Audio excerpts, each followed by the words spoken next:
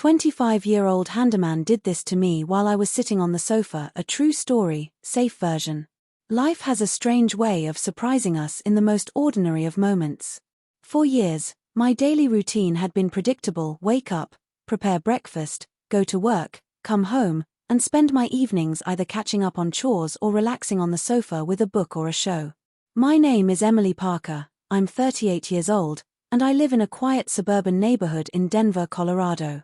I work as an administrative manager at a local insurance company, and while my job is stable, it doesn't exactly offer excitement.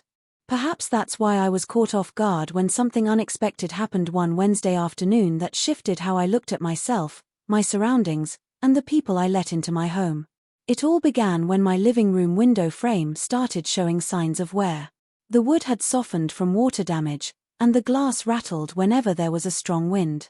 I had ignored it for months, but with spring storms approaching, I finally decided to get it fixed. Instead of going to a large company, I contacted a local handyman whose flyer I found at the grocery store. His name was Ryan Mitchell, a 25-year-old who had recently started his own small handyman service. Ryan arrived promptly that Wednesday afternoon. I was sitting on my sofa reading when I heard a knock at the door. He greeted me politely with a smile, carrying his toolbox. His youthful energy was noticeable. He was tall, with sandy brown hair, work boots, and a neatly pressed t-shirt. He looked professional yet approachable, and there was a sense of confidence in how he carried himself. "Hi, Ms. Parker," he said, "I'm Ryan, here to fix the window frame." I led him to the living room, pointing out the issue. While he inspected the window, I sat back down on the sofa, half interested in my book but also curious about his work. I admired how quickly he analyzed the damage, explaining the steps he'd take. His tone was respectful and clear, making sure I understood what he planned to do before starting. As Ryan got to work, the atmosphere in the house changed. I wasn't used to having strangers inside while I was home alone, but he carried himself with such professionalism that I felt surprisingly at ease. He hummed quietly while measuring and hammering, filling the silence with small sounds that made the house feel alive. At one point, Ryan asked me to hand him a rag from the kitchen since his hands were dusty.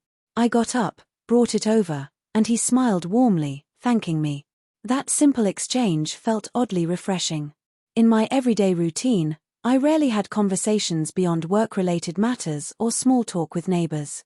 Here, sitting on my sofa while Ryan worked, I found myself listening to his stories about how he got into the handyman trade, his goals for expanding his business, and how he was helping support his younger sister through college. As I listened, I realized I had underestimated how meaningful casual conversations could be.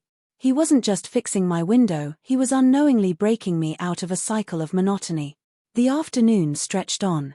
Ryan worked diligently, occasionally wiping sweat from his forehead, occasionally glancing back at me when he asked for input.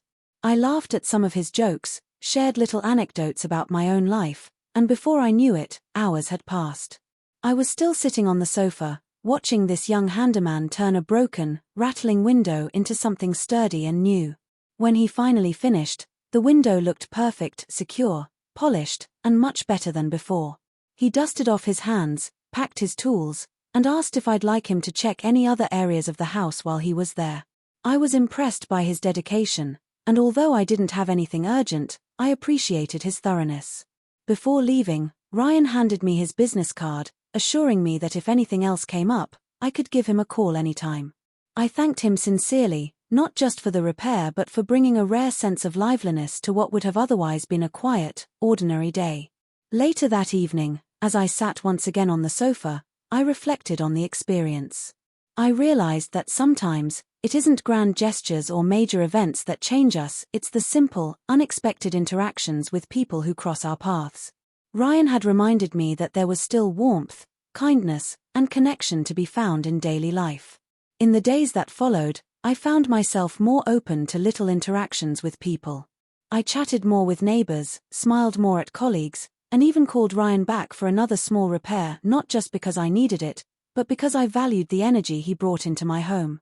That one afternoon, sitting on the sofa while a 25-year-old handyman worked nearby, became a quiet but meaningful turning point in my life.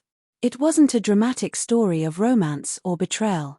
It was simply about finding light in unexpected places, about noticing how ordinary encounters can remind us of the value of connection, and about appreciating how even a simple repair job could leave a lasting impression on the heart.